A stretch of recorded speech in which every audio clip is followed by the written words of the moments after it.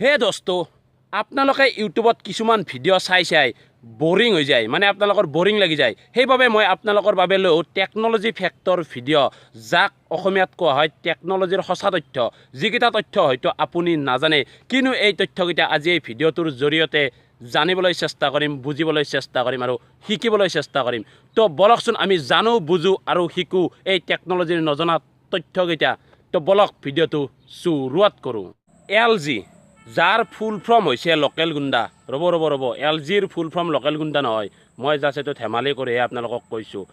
LG কোম্পানীৰ নাম নিশ্চয় আপোনালোকে শুনিছে, আৰু LGৰ তলত যে লিখাই থাকে লাইফছ গুড বুলি, এই শব্দটো নিশ্চয় আপোনালোকে দেখিছে। আৰু আপোনালোকে ভাবি আছে যে LG ফুল ফৰ্ম হৈছে লাইফছ গুড, কিন্তু আপোনালোকে ইমান দিনে ভুল ভাবি আহিছে। LGৰ ফুল ফৰ্ম লাইফছ গুড নহয়, আচলতে LGৰ ফুল ফৰ্ম হৈছে লাকি গোল্ড ষ্টাৰ। আৰু 1947 চনত পোনপ্ৰথমে LG কোম্পানী আৰম্ভ কৰা হৈছিল, আৰু তেতিয়া এই কোম্পানীটোৰ নাম ৰাখিছিল লাকি। আৰু তাৰ পাছত 1958 চনত মানে 1958 চনত এই কোম্পানীটোৰ নাম ৰাখিছিল গোল্ড ষ্টাৰ। আৰু লাহে লাহে গৈ 1995 চনত মানে 1995ত এই কোম্পানীটোৰ নাম ৰাখিলে লাকি গোল্ড ষ্টাৰ। আৰু তাৰপিছত কোম্পানীৰ মানুহবিলাকে ভাবিলে যে আমাৰ এই কোম্পানীৰ নামটো লাকি গোল্ড ষ্টাৰ বহুত দীঘলীয়া হৈ গৈছে, শুনিবলৈ বহুত বেয়া, আৰু সেইকাৰণে এই কোম্পানীটো শ্বৰ্ট ফৰ্ম কৰি দিলে। লাকিৰ পৰাই আনিলে L আৰু গোল্ড ষ্টাৰৰ পৰা আনিলে G, আৰু তেতিয়া কৰি দিলে LG, আৰু কোম্পানীটোৰ নাম হৈ গ'ল LG। আৰু যে তলত যে লিখাই থাকে LG তলত লাইফছ গুড বুলি, এইটো হৈছে মাৰ্কেটিং টিম যিটো আছে LG কোম্পানীৰ, সেই মাৰ্কেটিং টিমে এইটো এটা ক'ড ব্যৱহাৰ কৰিছিল ভাল লগাৰ কাৰণে, LG লাইফছ গুড। যেনেদৰে নকিয়াত থাকে কানেক্টিং পিপুল, মাইক্ৰ'মেক্সত থাকে নাথিং লাইক এনিথিং, তেনেদৰে LGটো লিখি দিছে লাইফছ। চাওক, আমি এদিন ভাত নোখোৱাকৈ থাকিব পাৰোঁ, এদিন পানী নোখোৱাকৈ থাকিব পাৰোঁ, এদিন নুমুটাকৈ থাকিব পাৰোঁ, এদিন নহাগাকৈ থাকিব পাৰোঁ, আৰু এদিন হয়তো অক্সিজেন নলগাকৈ থাকিব পাৰোঁ। অলপ বেছি হ'ল, অক্সিজেনটো ল'বই লাগিব উশাহ নিশাহত। কিন্তু আমাৰ যিটো মৰমৰ মোবাইল ফোন আছে, এই মোবাইল ফোনটো আমি ব্যৱহাৰ নকৰাকৈ এদিন কিয়, 1 ঘণ্টা কিয়, 1 মিনিটো থাকিব নোৱাৰা হৈ গৈছোঁ। কাৰণ আমাৰ বাবে ফেচবুক, হোৱাটছআপ আৰু ইউটিউব হৈ পৰিছে দেহৰ একোটা অংগ। লিভাৰ, কিডনী, হাওঁফাওঁ, এনেকুৱা বহুত কিবা কিবি আমাৰ অংগ হৈ পৰিছে ফেচবুক, হোৱাটছআপ আৰু ইউটিউব।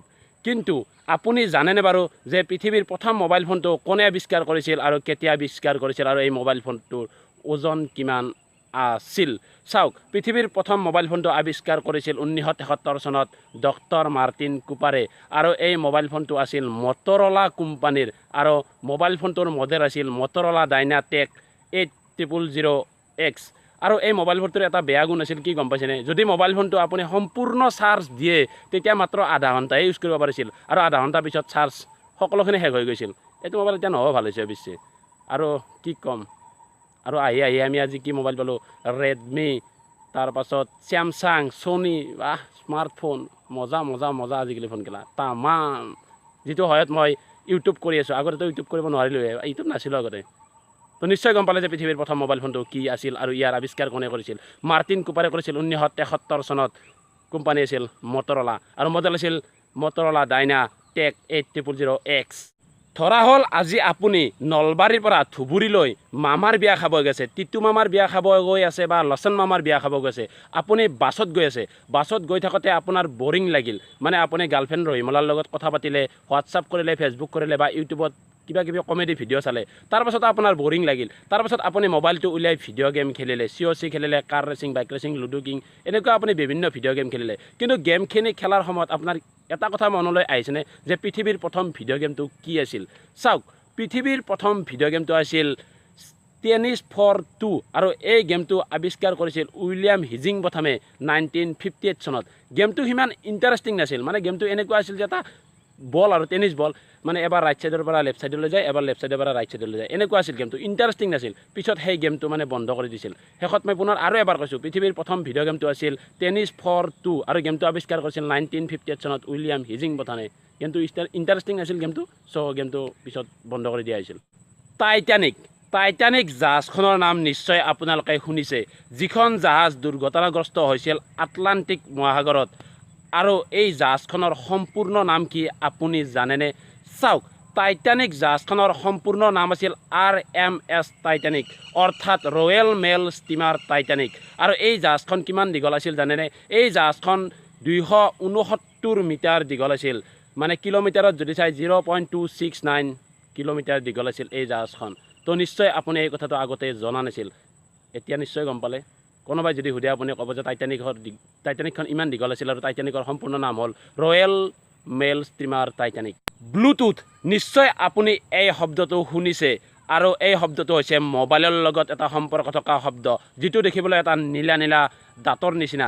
ব্লুটুথৰ সহায়ত আমি কি কৰোঁ বাৰু, এটা মোবাইলৰ পৰা এটা মোবাইললৈ আমি কিছুমান বস্তু পঠিয়াব পাৰোঁ, ফটো পঠিয়াব পাৰোঁ, ভিডিঅ' পঠাব পাৰোঁ, অডিঅ' পঠিয়াব পাৰোঁ। এনেকুৱা আমি বিভিন্ন বস্তু আমি এটা মোবাইলৰ পৰা এটা মোবাইললৈ পঠিয়াই দিব পাৰোঁ কোনো তাঁৰ নোহোৱাকৈ। কিন্তু আপুনি কেতিয়াবা ভাবিছেনে এই ব্লুটুথৰ আৱিষ্কাৰ কোনে কৰিছিল?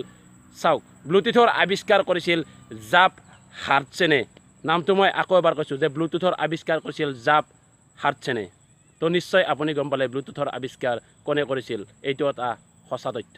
কেঁচি, নিশ্চয় আপুনি কেঁচি দেখিছে, চেলুনত থকা কেঁচি, বিউটি পাৰ্লাৰত থকা কেঁচি, এ বালি কেঁচি, অ' বালি কেঁচি, নাইবা হৰকান্তৰ ঘৰত যিখন কেঁচি আছে সেই কেঁচিখন নিশ্চয় আপুনি দেখিছে। কিন্তু কেতিয়াবা আপুনি ভাবিছেনে যে পৃথিৱীৰ পোনপ্ৰথমে কেঁচি কোনে আৱিষ্কাৰ কৰিছিল? পৃথিৱীত পোনপ্ৰথমে কেঁচিৰ আৱিষ্কাৰ কৰিছিল লিঅ'নাৰ্ডো দা ভিঞ্চি। নামটো মই আকৌ কৈছোঁ, লিঅ'নাৰ্ডো দা ভিঞ্চিয়ে পৃথিৱীত পোনপ্ৰথমে কেঁচি আৱিষ্কাৰ কৰিছিল, যাৰ সহায়ত আজিকালি কেঁচিৰ সহায়ত ডক্টৰে অপাৰেশ্যন কৰিব পাৰে, আমিও কাগজ চাগজ কাটিব পাৰোঁ, আৰু দৰ্জীবিলাকৰ কাপোৰ চাপোৰ কাটিব পাৰে, আমাক লং পেণ্ট চাৰ্ট চিলাই দিব পাৰে, ছোৱালীবিলাকৰ এনেকুৱা চুৰিদাৰ তুৰিদাৰ চিলাই দিব পাৰে এই কেঁচি থকাৰ কাৰণে, আৰু আমি চুলি কাটিব পাৰোঁ, ছোৱালীবিলাকৰ চুলি কাটিব পাৰে কেঁচিৰ কাৰণে। যদি লিঅ'নাৰ্ডো দা ভিঞ্চিয়ে কেঁচিখন আৱিষ্কাৰ নকৰিলেহেঁতেন তেতিয়াহ'লে নিশ্চয় দৰ্জী চৰ্জীৰ অলপ অসুবিধা হ'লহেঁতেন কাপোৰ চাপোৰ কাটিবলৈ। তো নিশ্চয় এই তথ্যটো জানি আপোনাৰ ভাল লাগিল। চাওক, এইবাৰ মই আপোনালোকক কোনো টেকন'লজিৰ ফেক নকওঁ, এইবাৰ মই আপোনালোকক ক'ম এটা কৌতুকটো যাতে কোনেও বেয়াভাৱে নলয়, আৰু কোনেও যাতে মোক গালি নিদিয়ে যে কি কৌতুক কমলটো এইবোৰ, এনেকৈ যাতে কোনেও গালি নিদিয়ে। এইটো মই জাষ্ট এটা আপোনালোকক হাঁহি উঠাৰ কাৰণে ক'বলৈ চেষ্টা কৰিম, আৰু কৌতুকটো ক'ম মই হিন্দীত। এক দিন কিয়া হুৱা, এক বেটে নে বাপ কো পুছা কে পাপা এ হস্ত মিথুন क्या होते हैं? तो बाप ने बेटे को बोला जे बेटा जब मिथुन चक्रवर्ती हंसते हैं ना तब हंसते मिथुन को हस्त मिथुन कहते हैं। নিশ্চয় আপোনালোকে গম পালে যে হাস্তে মিথুনকো হস্ত মিথুন कहते हैं। তো নিশ্চয় কৌতুকটো আপোনালোকৰ ভাল লাগিছে, কিন্তু গালি নিদিব আপোনালোকে যে কি যাতা কৌতুক কৈ আছোঁ মই এইবোৰ। জাষ্ট মই আপোনালোকে এইটো হাঁহি উঠাৰ কাৰণে ক'বলৈ চেষ্টা কৰিছোঁ। আশা কৰোঁ মোৰ এই টেকন'লজিৰ ফেককেইটা আপোনালোকে ভাল পাৰে আৰু নিশ্চয় নজনা কথা বহুত শিকিলে। আৰু যদি মোৰ এই ভিডিঅ'টো আপোনালোকৰ ভাল লাগিছে কৃপা কৰি দয়া কৰি লাইক কৰিব, আৰু কেনেকুৱা লাগিল বাৰু কমেণ্ট কৰিবচোন, আৰু ভিডিঅ'টো যিমান পাৰে শ্বেয়াৰ কৰি দিব, আৰু শেষত মোৰ চেনেলটো ছাবস্ক্ৰাইব কৰিব, তলত থকা ৰঙা ৰঙা ছাবস্ক্ৰাইব বটনটোত টিপি আৰু কাষত থকা ঘণ্টা বটনটো টিপি দিব। এনেকুৱা কিছুমান টেকন'লজিৰ ফেক্টৰ ভিডিঅ' পাবলৈ বা ব্লগিং ভিডিঅ' কিছুমান পাবলৈ, আৰু টেকন'লজিৰ বিষয়ে কিবা অলপ জানিবলৈ, সিমান মই নাজানো আপোনালোকক বুজাবলৈ চেষ্টা কৰোঁ, অলপ হ'লেও কিবা যাতে আপোনালোকে শিকে বা বুজে। তো আজিলৈ bye bye bye bye bye bye, thank U. শেষত পুনৰ এটা নতুন ভিডিঅ'ত লগ পোৱাৰ প্ৰতিশ্ৰুতিৰে জয় আই অসম।